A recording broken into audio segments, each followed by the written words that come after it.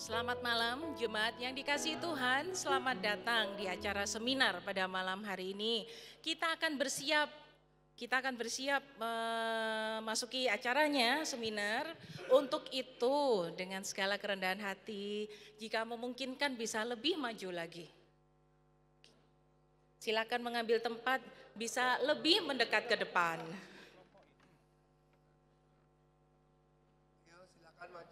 Ya, malam hari ini kita bersyukur ada hati-hati yang digerakkan Tuhan. Bagi kita sebagian pelayan ibadah, bagi kita yang juga aktivis ataupun jemaat, malam hari ini punya kerinduan digerakkan Tuhan untuk di sesi seminar yang akan dibawakan oleh Pendeta Budianto Lim. Hari ini beliau datang dengan istri ya, penginjil Lydia Syah. Kita bersyukur Tuhan mengutus dua hambanya yang setia. Mari bersama-sama kita mengambil waktu tenang, duduk diri lebih ke depan lagi yang masih di belakang. Berikutnya kita bersama-sama mendengarkan sambutan dari Ketua DEP 1, Ketua DEP Ibadah di GKA Gloria. Saudara Filipus, kami persilakan.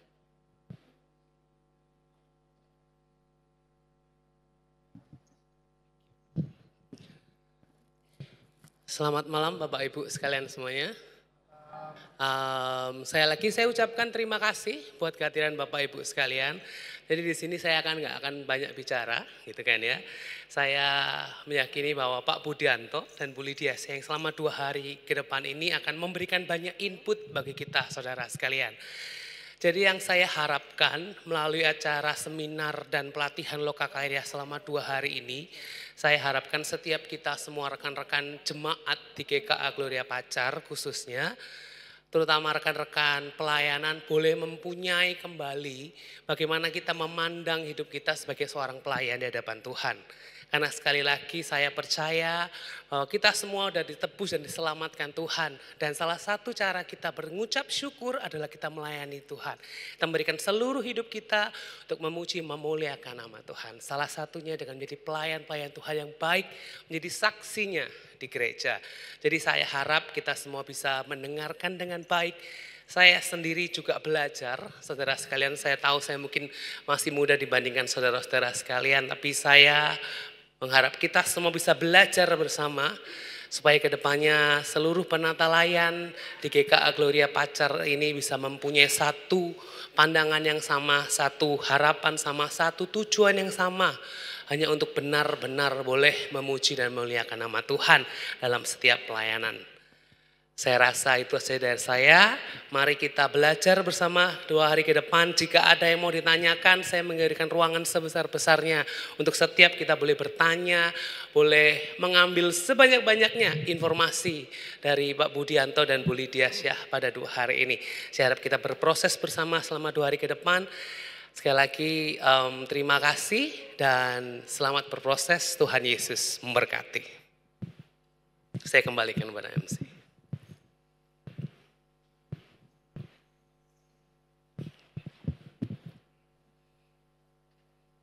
Sekali lagi himbauan dari panitia, dari pengurus, mungkin yang di atas juga bisa maju ke depan, lebih ke depan lagi. Untuk acara kelompok nanti akan ada waktunya kita baru terpisah-pisah, gitu ya. Kita akan bersama-sama mempersiapkan, memulai. Ada satu pujian yang mengingatkan kita pada malam hari ini. Saya sebagai pelayan Tuhan, saya sebagai aktivis, saya mungkin sebagai jemaat biasa. Namun sampai pada titik ini, ketika kita menyadari kita masih di dalam dekapan kasih karunia Tuhan, kalaupun kita boleh melayani, itu semua bukan karena kehebatan kita. Semua hanya karena karya Kristus, di mana kita sudah diselamatkan. Bagaimana kita mengalami perjalanan hidup ini bersama Dia, pelayanan-pelayanan kepada Dia. Sungguhkah kita mau berkata, karena Kristus hidup di dalamku, hanya karena anugerahnya semata, aku bisa berdiri hari ini untuk melayani, memuliakan Dia, mengikut Tuhan dengan setia. Yet not I, but through Christ in me. Bait yang kedua kita nyanyikan bahasa Indonesia.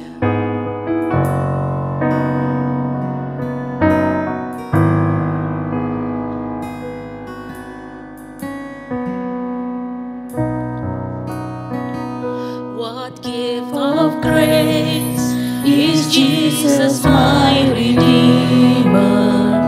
There is no more for heaven now to give. He is my joy, my righteousness and freedom, my steadfast love, my deep and boundless peace.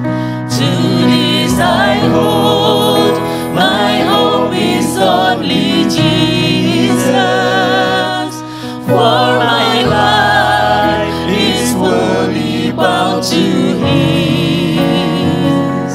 Oh, how strange and divine, I can sing, all is mine, yet not I, but through Christ in me. Biarpun di dalam kekelaman, Tuhan tidak pernah meninggalkan kita. Inilah keyakinan dan pengharapan kita.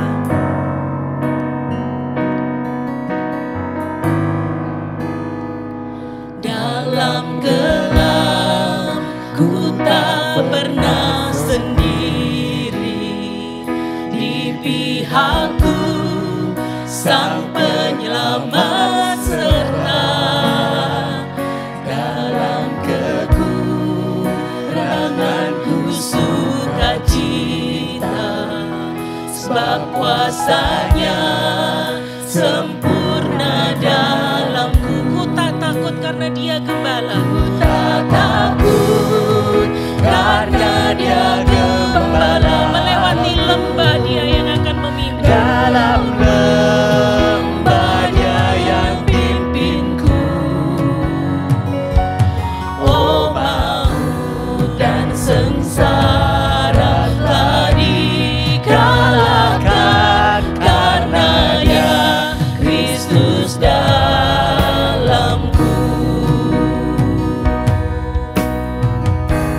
Kita adalah umat-Nya yang sudah ditebus. Kita mempunyai keyakinan dalam Kristus. No fate I dread, I know I am forgiven. The future sure, the price it has been paid. For Jesus bled and suffered for my pardon, and He was raised to overthrow the grave. To this I hold, to this I hold, my sin has been defeated. Jesus now and never is my plea. Oh, the chains are released, I can sing, I am free, yet not I, but through Christ in me. Sungguhkah sampai akhir kehidupan kita, sisa nafas kehidupan yang terakhir, benarlah kita akan memuji Dia, mengikut Dia. Kita bangkit berdiri nyanyikan bait yang keempat.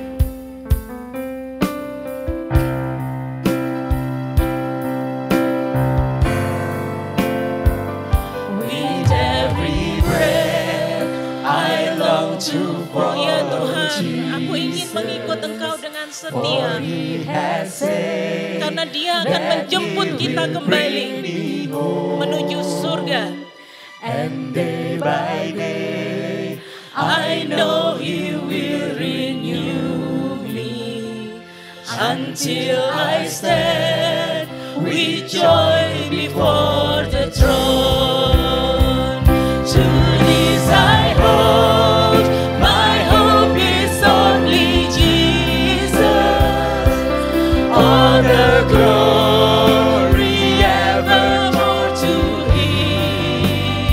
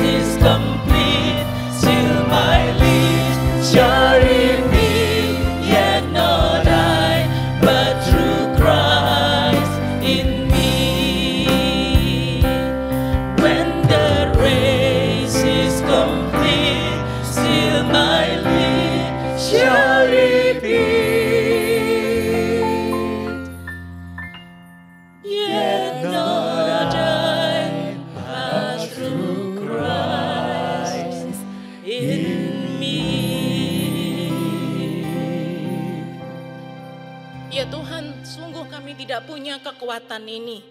Ketika melanjutkan pertandingan hidup, perjuangan kehidupan kami, jika mengandalkan kekuatan kami, sungguh kami tidak mampu. Kami mampu hanya karena Kristus sudah menebus kami. Kristus hidup di dalam hidup kami. Kami boleh menyatakan, Tuhan, apapun yang akan terjadi kami akan menjalani, dan karena bersama dengan Kristus kami dimampukan.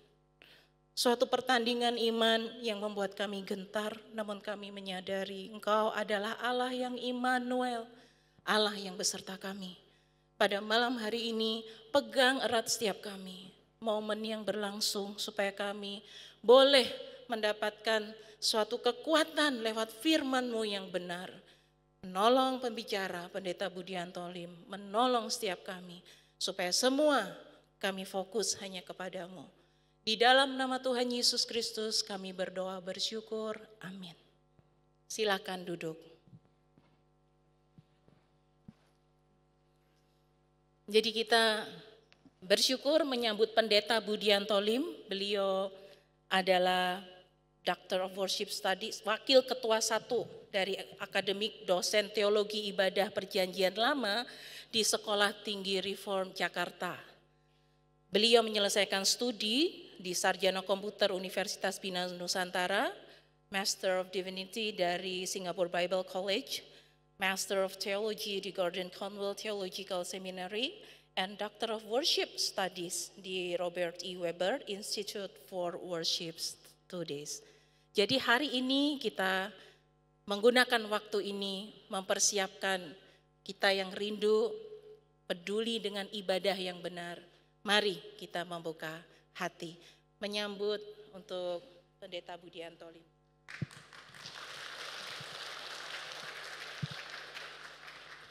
Terima kasih. Shalom Bapak Ibu, jemaat Tuhan. Selamat malam dan bersyukur sekali bisa bersama-sama dengan Bapak Ibu untuk bisa belajar mengenai ibadah, ya. Tapi malam ini kita bukan cuma belajar mengenai ibadah.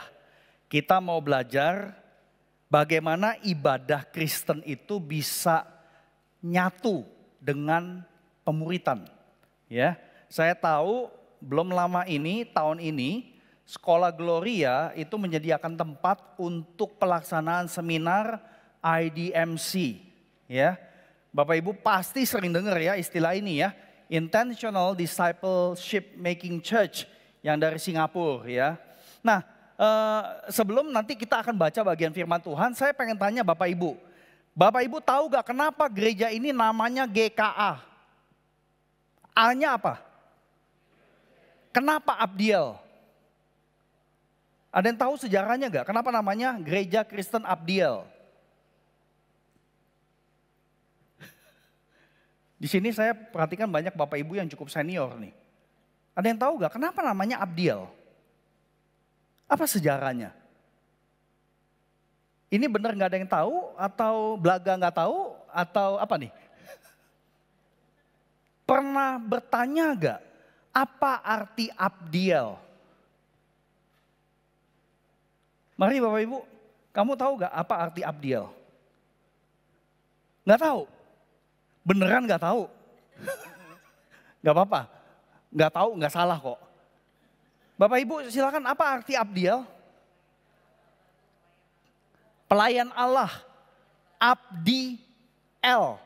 Abdi kita tahu bahasa Indonesia, seorang yang mengabdi. El itu nama Allah di dalam perjanjian lama, El atau Elohim. Nah berarti Bapak Ibu, dengan nama gereja ini adalah GKA, A-nya Abdiel, lalu istilah abdi itu ada kaitannya dengan bahasa Ibrani. Bahasa Indonesia abdi, bahasa Ibrani itu avad. Ya, avad itu artinya melayani, bekerja, atau menyembah. Dengan kata lain, GKA semestinya menghidupi identitas Abdiel, yaitu gereja yang identitasnya berpusat pada ibadah Kristen. Ya, jadi GKA Abdiel itu mestinya pusatnya adalah ibadah Kristen. Ya, jadi Bapak Ibu, Bapak Ibu saudara kasih, ini sesuatu yang saya kira semoga Bapak Ibu boleh ingat hal ini, sederhana sekali. Setiap kali hari Minggu Anda kebaktian, Anda masuk ke gedung gereja dan Anda adalah seorang abdi Allah yang mau belajar memusatkan seluruh hidup kita untuk menyembah Allah. Ini identitas gereja Bapak Ibu semua. Ya, gereja Kristen Abdiel. Jadi ibadah Kristen adalah jantung utama gereja Anda. Nah, semoga bisa dihayati seperti itu. Nah, Bapak Ibu saya terkasih, malam ini kita mau fokus bagaimana cara menghidupi identitas Abdiel dalam kaitan dengan pemuritan. Ya, bagaimana menghidupi identitas bahwa gereja ini berpusat untuk menyembah Tuhan, tapi dalam kaitan dengan pemuritan. Ya, jadi Bapak Ibu siap ya. Jadi sesi pertama 45 menit, ya. Sesi kedua 35 menit, sesi ketiga 25 menit. Ya, jadi kita tidak mau menahan Bapak Ibu di gereja sampai jam 12 malam, ya. Jadi makin lama makin turun ya jumlah waktunya. 25 menit yang terakhir nanti sesi simulasi kita melakukan. Nah, Bapak Ibu saya terkasih, kita tahu seperti tadi saya sudah sebutkan, tahun ini tim dari Singapura ya, tim dari gereja Covenant Evangelical Free Church Singapura memberkati 10 kota di Indonesia dengan seminar yang disebut sebagai dengan tema Discipleship Impact. Ya, dan dilakukan Februari sampai Maret yang lalu. Sekolah Gloria juga menjadi tempat dan terlibat.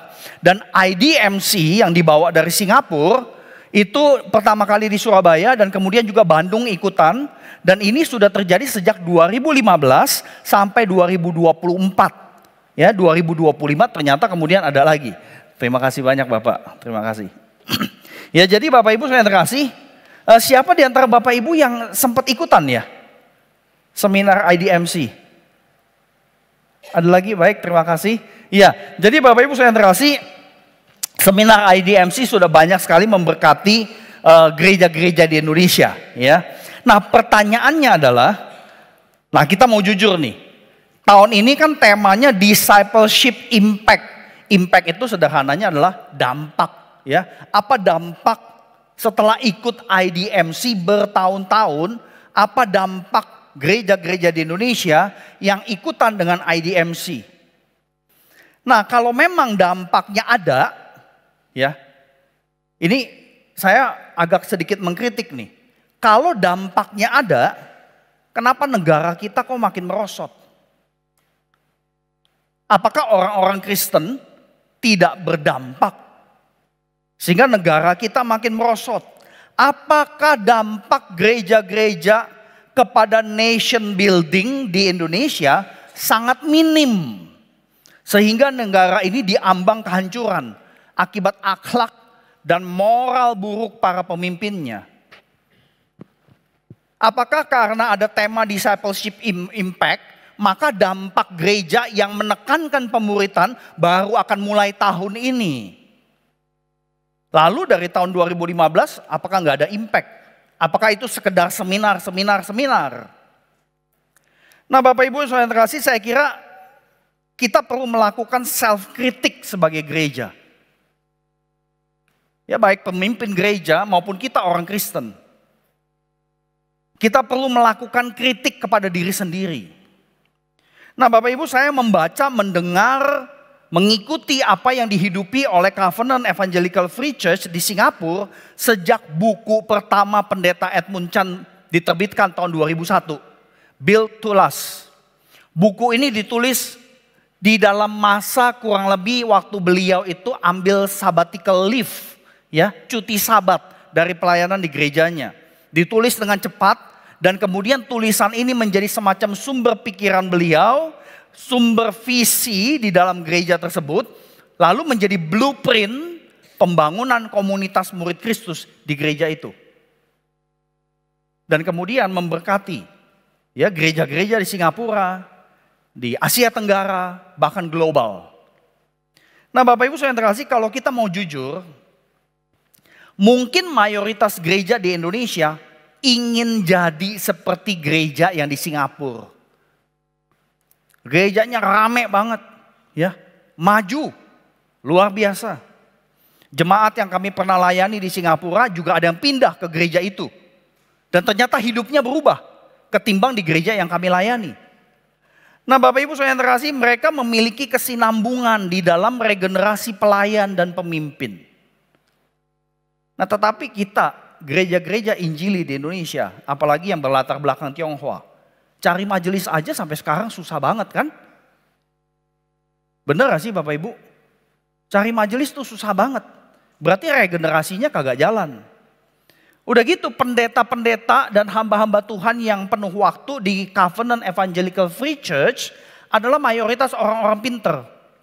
Suka baca, udah gitu dapat cuti sabat untuk menerima visi dari Tuhan. Dan kemudian belajar lagi. Bahkan ada pendeta-pendeta yang dulu profesinya adalah dokter, lawyer, profesional di dunia kerja. Jadi waktu mereka khotbah, waktu mereka mengajar, sistematik, wawasan berpikirnya luas dan mendunia. Punya, nah ini penting nih. Para pekerja di Singapura punya jaminan hari tua. Karena pemerintahnya mikirin. Nah tapi waktu kita lihat Indonesia, mungkin kita lebih banyak hamba Tuhan yang insecure. Ada hamba Tuhan yang senior ngelihat yang muda lebih jago, bikin digital, kemudian merasa terancam dia. Banyak hamba Tuhan yang play safe, karena malas dengerin komplain jemaat. Kemudian banyak hamba Tuhan atau pemimpin gereja, malas koordinasi, beraneka ragam kepentingan di gereja. Sebab banyak dari kita memang gak pernah jadi project manager. Nah Bapak Ibu beberapa belas tahun yang lalu, bahkan puluhan tahun yang lalu, waktu pendeta Edmund Chan pernah mengatakan kata-kata seperti ini. Dan pas saya kebaktian di gereja tersebut saya pengen tahu. Dan pendeta Edmund Chan berani ngomong begini di depan kebaktian jemaat. Bagi saudara-saudari yang merasa gereja ini terlalu berat karena ada upaya pemuritan intensional, silakan pulang ke gereja asalmu. Kalau kamu merasa gereja ini terlalu ringan karena nggak terlalu ngomongin doktrin sampai gimana banget, silakan ke gereja di mana kamu merasa kamu bisa bertumbuh. Pendetanya berani ngomong begitu. Nah kita gereja-gereja di Indonesia, jemaat pindah, pendeta dapat tekanan. Kok jemaat berkurang sih? Bapak Ibu saudara yang terkasih, yang saya menyampaikan ini tujuannya untuk kasih tahu kita realita. Ya. Dari Singapura datang ke Indonesia, kita belum tentu bisa menerapkan apa yang diberikan dari Singapura mengenai pemuritan. Karena orang-orang Kristen di Singapura itu beda sama orang-orang Kristen di Indonesia. Orang-orang Kristen di Singapura itu S1, S2, S3. Suka baca. Kita orang Kristen di Indonesia, Bapak Ibu suka baca gak? Boro-boro baca. Kita sekarang ya, zaman sekarang bawa Alkitab aja kita udah gak mau ke gereja kan? Bener gak? Di sini ada yang bawa Alkitab gak? Gak ada kan? Semuanya di handphone soalnya ada, puji Tuhan. Ya, kita bawa Alkitab aja udah gak mau, apalagi baca Alkitab gitu kan? Nah Bapak Ibu saya sengaja mengucapkan kata-kata yang iya ya. Ya bikin Bapak Ibu gak enak nih. Kok seminar isinya begini sih? Gitu kan? Tapi ini realita. Saya kira kita mesti belak-belakan. Kita gak usah basa-basi. Kita gak usah bikin kosmetik segala macem. Ya, ini pergumulan kita di gereja di Indonesia. Nah Bapak Ibu, yang jelas dan luar biasa, pimpinan gereja CEFC dan jemaatnya berproses dengan jerih lelah yang luar biasa sejak 2001. Makanya gerejanya maju luar biasa. Ya, dengan intentional discipleship making church konsep tersebut. Nah gereja ini berdiri sejak tahun 78. Ya, kemudian begitu pendeta Edmund Chan yang juga lulusan Singapore Bible College masuk ke gereja tersebut, kemudian Tuhan tegaskan visi pemuritan, kemudian dia melakukan pengorganisasian mengenai visi tersebut, dan kemudian gereja itu berhasil luar biasa. Bahkan Singapura hari ini punya Perdana Menteri Kristen pertama. Mr. Lawrence Wong. Dia dari gereja Metodis, ya. Dan masih muda sekali, usianya baru 54 tahun. Lahir tahun 72, cuma beda 2 tahun sama saya. Dia udah jadi Perdana Menteri, saya masih di sini. Ya tapi saya bersyukur saya jadi hamba Tuhan. Nah Bapak Ibu saya terkasih, artinya apa? Artinya kekristenan di Singapura, meski bukan mayoritas ya, kekristenan di Singapura sudah memberikan dampak pada nation building. Dan saya percaya Tuhan bisa lakukan karya yang impossible di Indonesia kalau kita komunitas murid Kristus tidak cuma peduli sama aktivitas gereja sendiri, diri sendiri, keluarga sendiri. Makanya sekali lagi kita perlu melakukan apa yang yaitu tadi self kritik ya. Mengkritik diri sendiri, mengkritik gereja kita sendiri. Karena kita tahu gereja-gereja Injili di Indonesia itu banyak masalah di dalam. Nah tadi saya ngobrol sama rekan kita Chris, pergumulan dari remaja nggak mau naik ke pemuda, ya dari pemuda merasa ngapainlah kebaktian umum, bikin aja kebaktian sendiri. Saya bilang sama Chris, waktu saya remaja itu masalahnya. Ini udah lebih dari 35 tahun, berarti masalahnya masih sama. Udah gitu pendekatan gereja, caranya masih sama kayak zaman dulu. Nggak bisa kita lakukan itu Bapak Ibu. Makanya kita butuh sesi seminar seperti ini Bapak Ibu. Jadi Bapak Ibu saya terkasih, banyak daripada kita gereja itu melakukan banyak sekali aktivitas rohani. Ya saya tahu, saya dari gereja latar belakang Tionghoa, GKI Bungur, Klasis Priangan. Ya, kalau nggak ada aktivitas, rasanya gereja tuh ada yang kurang gitu loh. Jadi banyak sekali aktivitas rohani, tapi tidak terkoordinasi untuk mengimplementasi visi. Kalau kita punya visi, kalimat visi, nggak taunya pemahamannya beda-beda semua. Makanya susah sekali untuk kepemimpinan, jemaat, pengurus, itu seperti satu anak panah mencapai visi yang Tuhan berikan. Ini pergumulan besar dalam gereja-gereja kita di Indonesia. Nah, tapi bersyukur paling tidak ya Bapak Ibu pengurus di sini mencoba untuk melakukan koordinasi pengorganisasian antara bidang pembinaan dengan bidang ibadah, bikin seminar yang menggabungkan dua bidang. Kalau menurut saya ini mesti lebih sering ya. Bikin pembinaan antara komisi anak dengan komisi wanita dijadiin satu ya. Temanya ya pikirin sama-sama. Tetapi pengorganisasian yang betul-betul menggenapkan visi yang memang diyakini di dalam gereja ini. Sehingga segala pelayanan di gereja tidak jalan sendiri-sendiri. Jadi ini satu hal yang saya kira penting sekali. Nah Bapak Ibu saya terkasih, kenapa saya perlu sampaikan latar belakang seperti ini? Karena kebanyakan kita mungkin nggak terlalu menghayati apa sih panggilan gereja.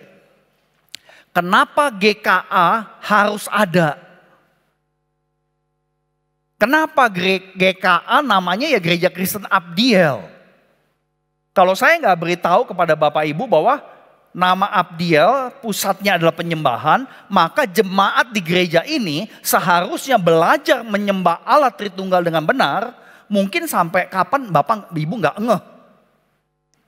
Ya semoga setelah dikasih tahu begini lebih ngeh ya. Iya juga ya, GK, Gereja Kristen Abdiel. Ya kita semua ini penyembah. Karena nama gerejanya identitasnya adalah Abdiel, pelayan Allah, hamba Allah. Chuan Tauren, ya. Ya itu kan penginjil, itu kan hamba Tuhan. Jadi sebenarnya semuanya adalah hamba Tuhan. Karena nama gerejanya Abdiel. Kalau Bapak Ibu nggak setuju, ubah nama gereja. Ya. Nah Bapak Ibu saya terkasih, apa panggilan gereja? Untuk apa sih gereja ada? Menurut Dr. Scott Sundquist yang pernah jadi missionary di Asia Tenggara, dia mengatakan gereja itu ada untuk panggilan ganda, yaitu worship atau penyembahan dan witness atau penjangkauan. Nah, untuk dapat menghidupi penyembahan dan penjangkauan, discipleship menjadi sangat krusial sekali dan tidak tergantikan. Nah, menurut saya panggilan gereja itu bukan ganda, tetapi ada trilogi panggilan gereja. Panggilan gereja yang pertama adalah penyembahan. Yang kedua adalah pemuritan. Yang ketiga adalah penjangkauan. Nah, bahkan ada seorang bapak gerakan Injili modern tapi sudah almarhum, pendeta John Stott, pernah mengatakan begini, tanggung jawab gereja bukan penginjilan. Nah tanggung jawab gereja bukan penginjilan, tetapi penyembahan. Kenapa begitu? 3 alasan.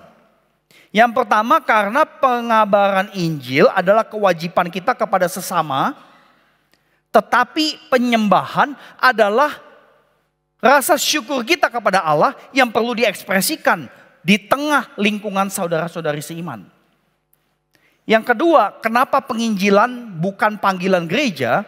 Karena penginjilan adalah karunia Roh Kudus, sehingga tidak semua orang adalah penginjil. Tetapi semua orang Kristen adalah penyembah. Kemudian alasan yang ketiga, penginjilan itu sifatnya sementara.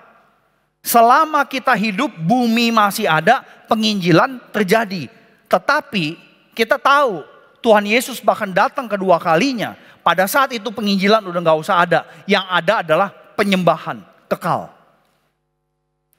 Jadi ini tokoh Kristen Injili yang sangat besar sekali di dalam abad 20. Beliau berani menegaskan itu dan ditulis lagi di dalam buku The Living Church. Buku ini ditulis 3 tahun sebelum beliau meninggal dunia. Jadi panggilan gereja itu trilogi, ya, penyembahan, pemuritan, dan juga penjangkauan. Nah, Bapak Ibu Saudara yang terkasih, jadi gereja itu diadakan oleh Allah sebagai komunitas representatif demi menggenapkan restorasi seluruh ciptaan yang terjadi melalui karya Kristus yang mendamaikan Allah dengan manusia. Jadi gereja itu kita bisa sebut memang sebagai duta Allah, seperti duta besar gitu ya. Duta besar itu kan merepresentasi negaranya, dan kemudian kalau ada kepentingan-kepentingan di negara tertentu dibawa balik ke negara dia sendiri, terjadi negosiasi dan sebagainya. Jadi gereja adalah duta Allah. Bapak, Ibu dan saya, kita adalah duta Allah yang merepresentasi Allah ke tengah lingkungan kita dan membawa keprihatinan dunia kepada Allah. Jadi pada saat kita ngumpul hari Minggu, kita perlu tahu apa sih yang sedang terjadi di dunia yang perlu didoakan, yang kita perlu peduli dan sebagainya. Ya, jadi ini sebenarnya basic sekali Bapak Ibu. Nah, tetapi untuk menghidupi identitas gereja di tengah dunia, kita itu benar-benar perlu tahu ya apa yang terjadi di tengah dunia kita. Apa yang perlu diprihatinkan. Nah, minimal buat negara kita seperti yang udah terjadi belakangan ini, minimal kita mesti prihatin. Ini negara mau jadi apa sih kalau pemimpinnya kayak begitu gitu ya. Nah, jadi Bapak Ibu, untuk menghidupi identitas gereja di tengah dunia sebagai duta-duta Allah, gereja perlu memperlihatkan peribadahan atau kebaktian sebagai foretaste. Foretaste itu adalah cicipan. Jadi ibadah itu perlu terjadi sebagai cicipan dari manfaat rekonsiliasi atau perdamaian yang sudah terjadi antara Allah dengan manusia. Nah, kalau di dalam gereja, pelayan satu dengan pelayan yang lain berantem, udah gitu gak ngomong dan sebagainya, maka visual dari rekonsiliasi tidak terjadi di situ. Ya, jadi ini yang penting sekali. Nah, Bapak Ibu, untuk menghidupi ibadah yang seperti ini, kita butuh apa? Kedalaman bobot peribadahan seperti ini membutuhkan proses pemuritan. Proses pembentukan komunitas menjadi murid Kristus, discipleship. Nah, kemudian yang ketiga, pengalaman kita didamaikan dengan Allah, dan kemudian pengalaman ini biarlah mendorong kita untuk menarik orang-orang lain untuk mengalami pendamaian dengan Allah. Disitulah masuk penjangkauan. Jadi panggilan gereja di muka bumi, penyembahan yang sifatnya sampai kekal, kemudian pemuritan sifatnya sementara selama kita masih hidup di bumi. Kemudian yang terakhir penjangkauan, sementara selama kita masih ada di bumi. Nah Bapak Ibu saudara kasih, trilogi panggilan Allah ini dihadirkan di dalam Matius 28 ayat 16 sampai 20. Ini satu bagian Alkitab yang sering banget ngomongin di IDMC ataupun seminar-seminar pemuritan. Saya perlu membacakannya sekali lagi. Jadi Bapak Ibu kalau bisa buka Alkitab Anda silakan. Matius 28 ayat 16 sampai 20. Ya, ini dikenal sebagai amanat agung. Demikian firman Tuhan berbunyi seperti ini. Ke-11 murid itu berangkat ke Galilea, ke bukit yang telah ditunjukkan Yesus kepada mereka. Ketika melihat dia, mereka menyembahnya. Tetapi beberapa orang ragu-ragu. Yesus mendekati mereka dan berkata, "Kepadaku telah diberikan segala kuasa di surga dan di bumi. Karena itu, pergilah jadikanlah semua bangsa muridku dan baptislah mereka dalam nama Bapa dan Anak dan Roh Kudus, dan ajarlah mereka melakukan segala sesuatu yang telah kuperintahkan kepadamu. Ketahuilah, aku menyertai kamu senantiasa sampai akhir zaman." Kita udah kenal ayat ini, ya, amanat agung. Tapi Bapak Ibu tolong ingat, istilah amanat agung tidak ada di Alkitab. Ya, istilah amanat agung tidak ada di dalam Alkitab. Istilah ini dimunculkan oleh para teolog-teolog misi, ya. Nah, tahun lalu di Seoul, Korea Selatan, terjadi kongres penginjilan seluruh dunia. Ya, saya nggak ngecek berapa ribu orang Kristen yang hadir dari berbagai pelosok dunia kita, tapi di dalam kongres penginjilan ini dikeluarkan sebuah statement seperti ini Bapak Ibu. Ini statement yang penting sekali. Amanat agung bukan akhir segalanya. The Great Commission is not an end in itself. It is a means to an end. Amanat agung adalah sarana untuk mencapai tujuan akhir. Tujuan akhir apa? The presence of all tribes, tongues, nations and languages worshiping the King. Tujuan akhir dari amanat agung adalah penyembahan. Menyembah raja segala raja di akhir zaman nanti. Jadi perhatikan, statement ini mau menegaskan sekali lagi bahwa amanat agung yaitu menjadikan segala bangsa murid bukan akhir segalanya. Jadi kita perlu berpikir, kita perlu merenungkan kalau gitu pada saat saya jadi murid, apakah saya jadi murid hanya sebatas ngisi pengetahuan saya saja, atau saya menjadi murid yang kemudian semakin menyembah Allah Tritunggal. Nah, perkataan dari Kongres Penginjilan Dunia ini juga ada basis dari seorang teolog John Piper yang kita di Indonesia hampir undang beliau, tapi kemudian pandemi, ya, jadi nggak jadi tuh. Ya, John Piper udah cukup senior ya, dia mengatakan sama loh. The end is not mission, worship is. Akhir dari segala sesuatu bukan misi, tetapi penyembahan. Misi adalah sarana untuk mencapai tujuan akhir. Misi ada karena ibadah itu sifatnya kekal. Ya, jadi kalimat terakhir itu, mission exists because worship does not, artinya adalah alasan kita bermisi bersama Allah adalah karena miliaran manusia menyembah yang bukan Allah. Jadi tujuannya adalah waktu kita bermisi, waktu kita dimuridkan, tujuannya adalah supaya ini jadi daya tarik buat manusia yang belum kenal Allah, akhirnya mau menyembah Allah di dalam Yesus Kristus. Jadi buat Bapak Ibu yang kadang-kadang ya di dalam hati gitu ya, saya tuh takut menginjili. Ya. Mau menginjili itu nanti saya udah mikir yang enggak, entar kalau dia tanya ini saya nggak bisa jawab gimana. Ya. Kan banyak orang Kristen, saya mah nggak punya karunia penginjilan. Bapak Ibu nggak salah ngomong begitu. Ya. Tetapi jangan lupa, Anda adalah penyembah-penyembah Allah. Kalau Allah yang kita sembah adalah Allah yang berdamai sama kita, maka kita seharusnya mau orang lain punya pengalaman yang sama. Disitulah kita bersaksi kepada mereka. Jadi Bapak Ibu Saudara yang terkasih, Matius 26 ayat 16 sampai 20 ini adalah bagian Alkitab yang menyorot esensi identitas Kristen secara komprehensif. Nah sekarang saya mau ajak Bapak Ibu untuk perhatikan dengan lebih detail sedikit ya.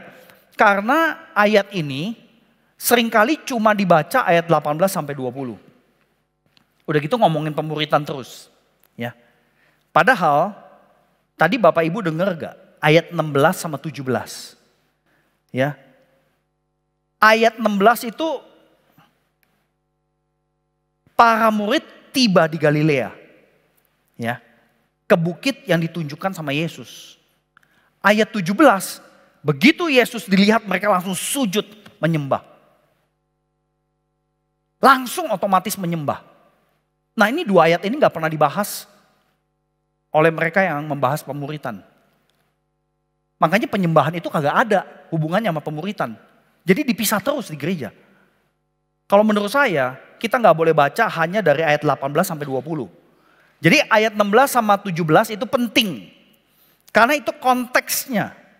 Nah ayat 18 sampai 20 itu adalah isi daripada pesan terakhir Yesus. Nah Bapak Ibu saya terkasih, kemudian waktu kita lihat ayat 19, di situ dikatakan perintahnya bukan pergilah. Ya. Jadi kalau mau bersaksi itu nggak harus jadi misionaris. Pergi ke Afrika, pergi ke Kalimantan pedalaman, Kalimantan Barat. Nggak harus begitu. Ya. Karena pergilah bukan perintah. Saya yakin Bapak Ibu udah pernah dengar ini. Ya. Yang menjadi perintah adalah jadikanlah semua etnis muridku.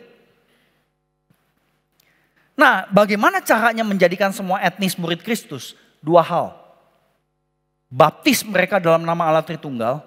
Dan ajarkan mereka melakukan yang kuperintahkan. Jadi bukan cuma ajarkan mereka doktrin.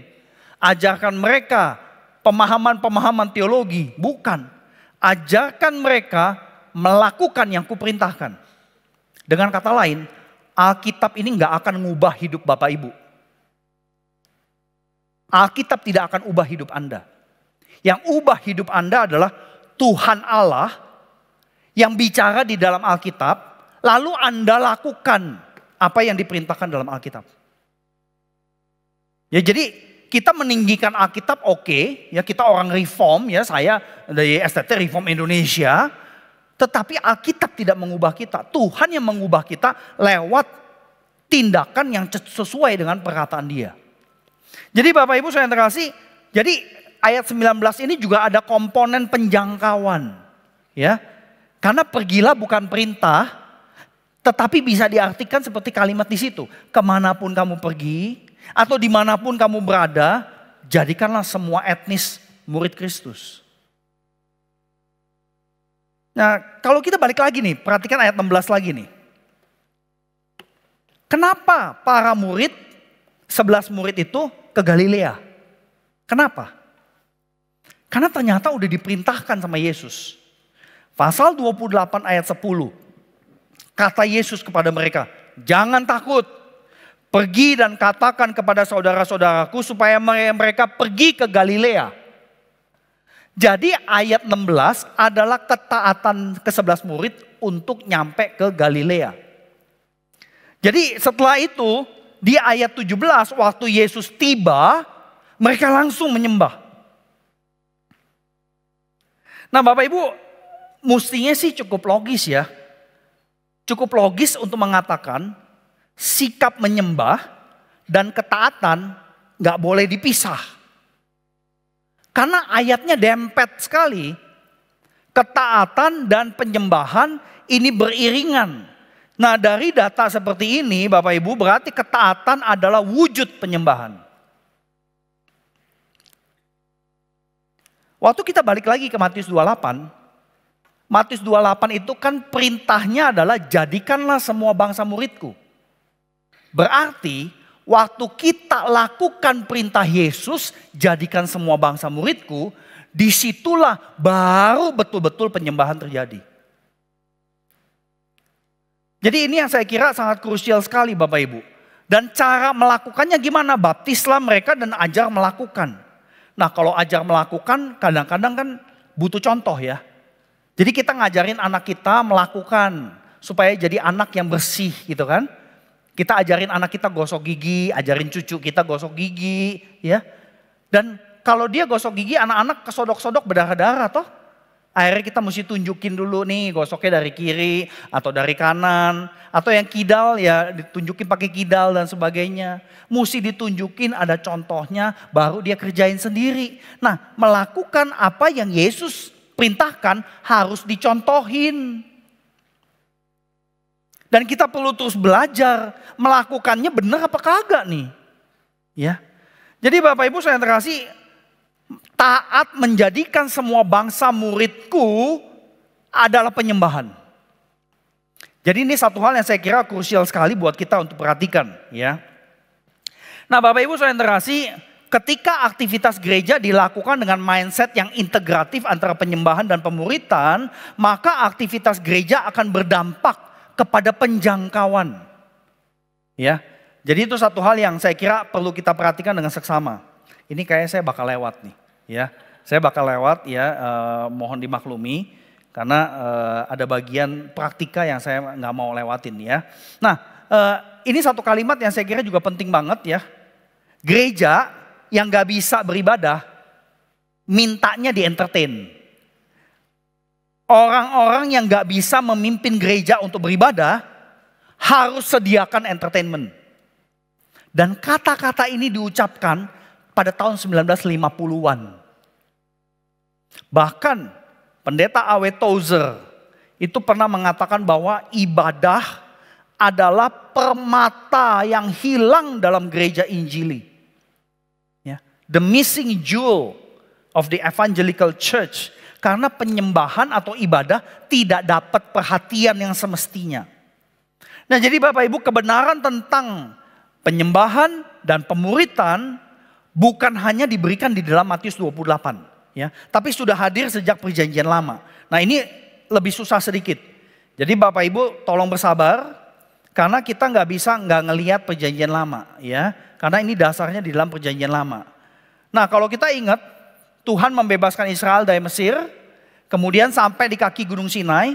Kemudian di kaki Gunung Sinai Tuhan itu akan memberikan ketetapan hukum, 10 hukum. Tapi perhatikan kalimat yang ada di dalam kitab Keluaran ya.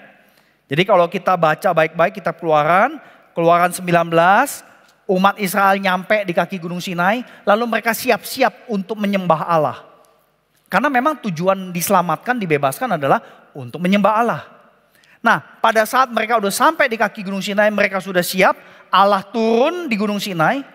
Lalu ucapan pertama yang Allah katakan adalah Keluaran 20 ayat 2. Aku Tuhan Allah yang membebaskan kamu.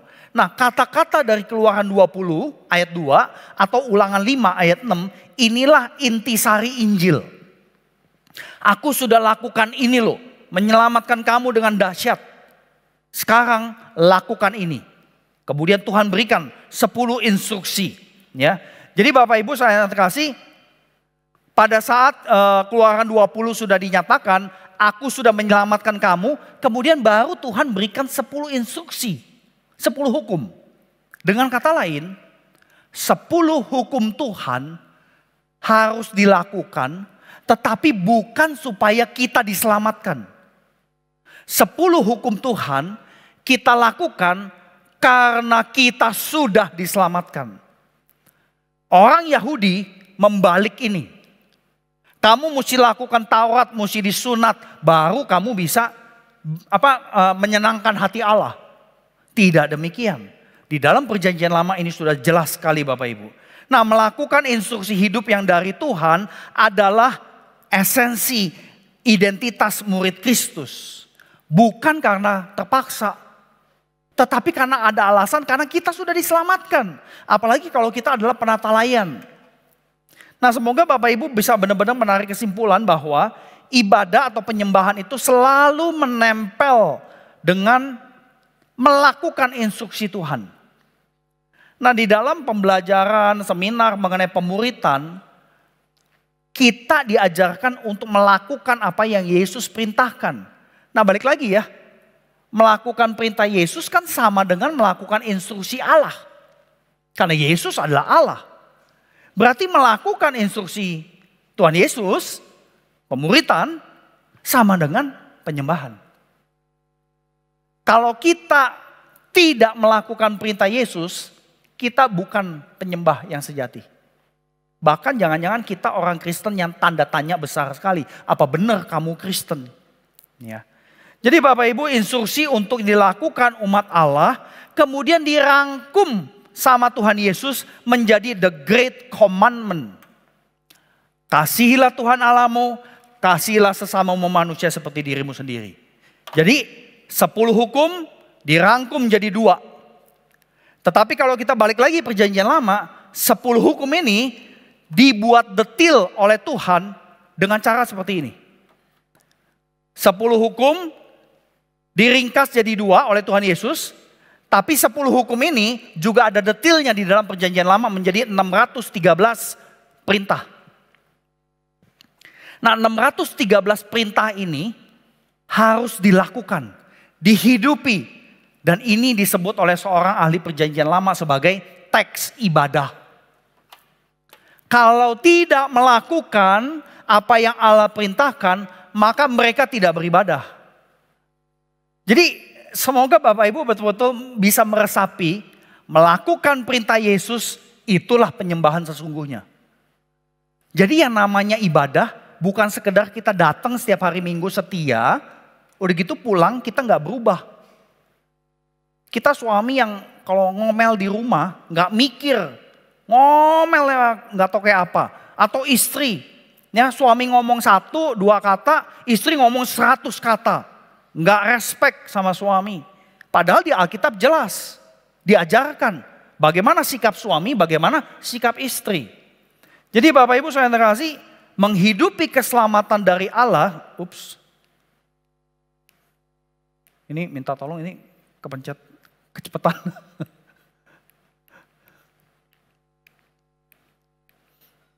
Maaf Bapak Ibu. Ini jangan-jangan memang kita disuruh ngulang kali ya.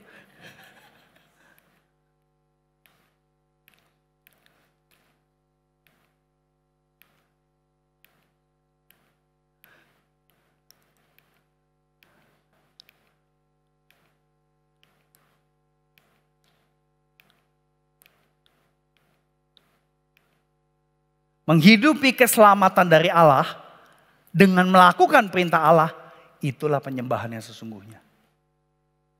Jadi di sini kelihatan, semoga Bapak Ibu bisa menangkap apa yang saya sampaikan ya. Penyembahan sama pemuritan gak pernah boleh dipisahin. Nah dari prinsip ini, maka proses memuridkan yang integratif dengan ibadah atau penyembahan, paling tidak sebagai satu gereja perlu dilakukan lewat 4 cara.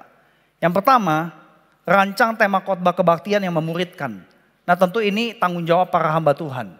Yang kedua, lakukan edukasi ibadah. Ini tanggung jawab hamba Tuhan dan juga bidang ibadah. Lakukan edukasi ibadah secara reguler. Jadi kita semua sebagai jemaat kita tahu kenapa di GKA ada votum. Tetapi kenapa di GKA tidak menyebutnya votum dan salam. Tapi kalau kita lihat gereja GKI, mereka menyebut votum dan salam.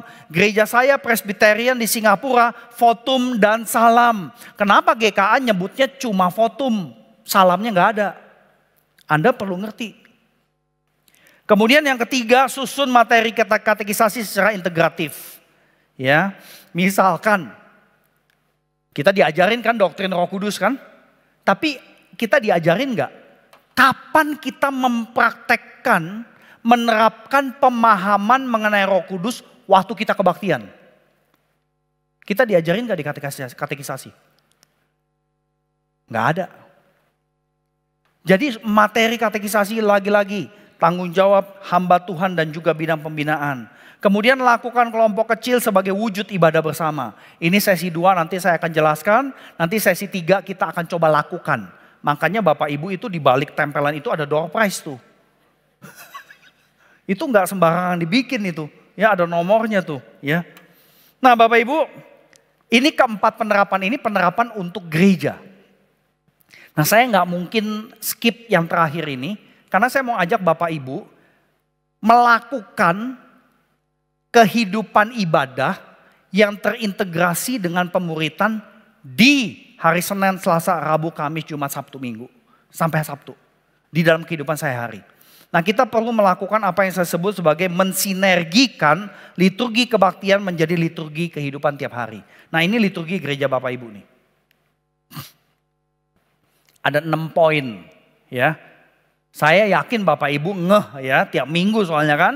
Ada penyataan diri Allah atau revelation, ada adoration atau penyembahan, ada confession atau pengakuan, ada proclamation atau pemberitaan, ada dedication atau penyerahan diri, dan terakhir commission, pengutusan. Tentu waktu saya lihat liturgi GKA, saya bertanya-tanya kenapa enggak 7 ya. 7 kan simbol di Alkitab sempurna gitu kan. Angka 6 itu nyambungnya sama 666 soalnya. Kenapa enggak 7 gitu ya. Tapi ya ini setiap gereja punya alasan.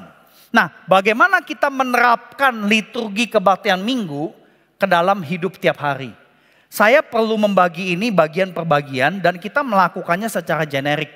Yang pertama, 2 bagian pertama ya, revelation, adoration. Saya mengajak saudara-saudara melakukan tiap pagi apa yang saya sebut sebagai daily votum. Nah, daily votum itu intinya adalah kita mau sadar bahwa saya bisa hidup di hari Senin, hari Jumat karena Tuhan panggil saya untuk hidup. Kalau dalam kebaktian, votum itu adalah sebuah pengesahan bahwa kebaktian dimulai oleh Allah. Ya, artinya kita ini ngumpul karena Allah yang perintahkan kita untuk ngumpul. Jadi ada panggilan. Nah, dalam keseharian panggilan itu adalah panggilan buat kita hidup. Nah, Bapak Ibu yang terkasih, apa yang dilakukan? Simple. Waktu bangun tidur jangan buka handphone. Ya. Ini kita di zaman yang handphone di sebelah waktu kita tidur karena alarmnya di situ ya. Kalau bisa taruh di lantai 1. Begitu bunyi benar-benar bangun gitu loh ya. Kalau di pinggir ranjang kan langsung dimatiin lagi gitu kan. Nah, jadi jangan buka handphone, tapi ini yang Anda lakukan. Anda duduk di pinggir ranjang atau Anda duduk di ranjang, kemudian rasain nafas itu. Rasain, kemudian rasain bunyi-bunyi di tubuhmu. Mungkin ada sebagian yang perutnya bunyi karena intermittent fasting. Bunyinya kenceng lagi gitu kan, guk gitu kan. Atau yang lainnya. Tetapi semua sinyal tubuh itu menandakan semua masih berfungsi. Bapak Ibu ingat gak waktu pandemi oksigen aja kita mesti beli? Ada gak yang mesti beli? Saya mesti beli oksigen buat mama saya. Udah ngap. Udah gitu ditipu lagi. Oksigen kecil begini 6 juta. Tapi isinya cuma setengah. Ya. Di dalam kesulitan selalu ada orang jahat yang ambil kesempatan. Jadi Bapak Ibu yang terkasih, kita rasain tuh pagi-pagi ya. Setelah kita rasain tubuh kita ya, kita sadar kita dipanggil untuk hidup hari ini, lalu ucapkan kalimat votum yang biasa dipakai di kebaktian. Diambil dari Mazmur 124 ayat 8. Anda bisa hafalin karena pendek sekali. Sambil duduk kemudian Anda ngomong, kiranya pertolongan saya dan anak-anak saya dan istri saya hari ini datangnya hanya dari Tuhan pencipta langit dan bumi. Setelah ucapkan itu daily votum, baru Anda bangun dari ranjang, beres-beres, bebersih dan sebagainya. Itu yang pertama.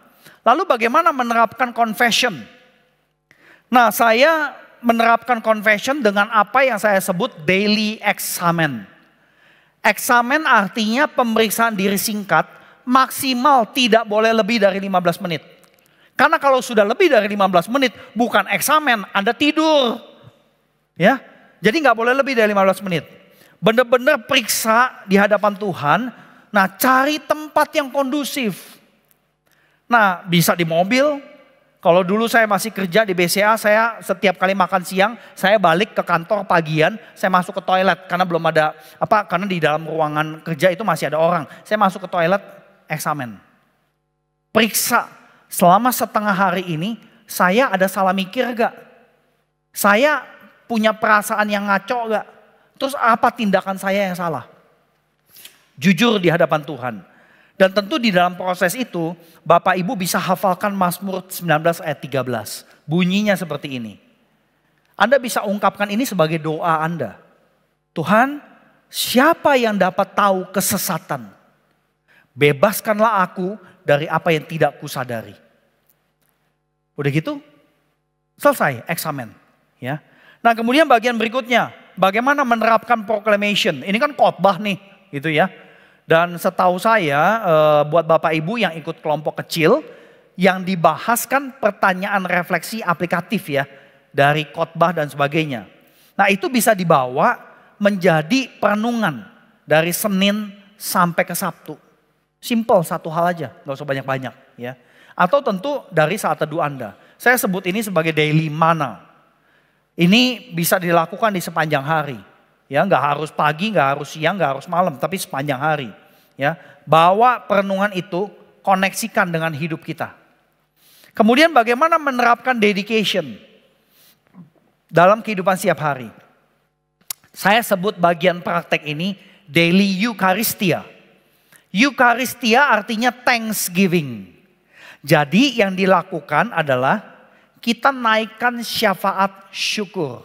Ya, karena di dalam bagian ini ada persembahan dan syafaat memang di bagian sebelumnya. Tapi syafaat syukur intinya adalah doa, syukuri orang-orang yang ada di sekitar kamu. Syukuri karyawanmu, syukuri tukang yang kerja sama kamu, syukuri atasanmu, syukuri guru-guru kamu yang ngajar, syukuri orang lain, ya, syafaat syukur. Itu daily Eucharistia. Dan terakhir bagaimana menerapkan commission atau pengutusan. Nah, saya sebut praktek ini sebagai daily doxology. Jadi Bapak Ibu, ini bisa dilakukan di malam hari ya, dan sebaiknya sebagai satu keluarga sebelum semua masuk kamar ya, tidur gitu ya. Semua duduk sama-sama sebentar, paling 2 menit ya, 3 menit maksimal. Semua lakukan daily doxology dengan mengucapkan Mazmur 3 ayat 6. Aku akan membaringkan diri atau kami akan membaringkan diri lalu tidur. Kami bisa bangun besok sebab Tuhan yang menopang kami. Lakukan sebagai pribadi, lakukan sebagai keluarga. Ya, jadi itu beberapa hal yang semoga Bapak Ibu bisa pertimbangkan. Ya, bagaimana mensinergikan liturgi kebaktian hari Minggu menjadi praktek di dalam kehidupan setiap hari. Sehingga kehidupan ibadah kita itu betul-betul nyambung dengan identitas kita sebagai murid Kristus. Jadi Bapak Ibu sekalian terkasih, inilah 5 praktek mengenai kemuritan yang berintegrasi dengan penyembahan. Ya, jadi hidupi kemuritan yang terintegrasi dengan penyembahan. Ini sesi 1 yang saya bisa berikan. Break berapa menit? 10 menit atau 5 menit Bapak Ibu pengurus? Break 10 menit. Mari kita kembali ke sini jam 19.55. Ya, kita akan masuk ke dalam sesi kedua. Dan sesi kedua ini adalah bagaimana mempraktekkan kelompok kecil yang terintegrasi dengan ibadah.